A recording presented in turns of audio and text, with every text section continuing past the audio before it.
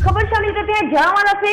जड़ावाला में पाकिस्तान मुस्लिम लीग नून के मुकामी रहनुमा राना मोहम्मद इश्तियाक अहमद अल मारूफ पक्का नून लीगिया की आज़ादी मार्च के हवाले से बोर्ड पाकिस्तान न्यूज़ के साथ खुसूसी गुफ्तगू।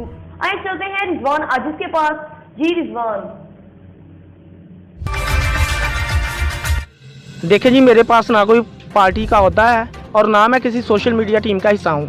मैं आपको एक बात बताना चाहता हूँ कि मैं भी नवाज़ हूँ और हम आज़ादी मार्च में भरपूर हिस्सा लेंगे, भरपूर एहतजाज करेंगे इस हुकूमत के ख़िलाफ़ और इंशाल्लाह हम ये वज़ीर आज़म साहब जो हैं इनका इस्तीफ़ा लेकर ही वापस आएंगे। आप क्या कहते हैं कि हुकूमत ने अंसारुल इस्लाम जो एक हिस्सा है जमीयत उलमा इस्लाम का, उसके ऊपर बैन कर दिया है, कलअदम करार दे दिया है और बाकी बहुत से जो हैं हुकूमत अपनी कार्रवाइयाँ जो है एहतजाज करने वालों के खिलाफ कर रही है। आप इन कार्रवाइयों के बारे में क्या कहना चाहेंगे? देखिए, ये सब इंतकामी कार्रवाइयाँ हैं और ये इंतकाम के अलावा कुछ नहीं कर सकते।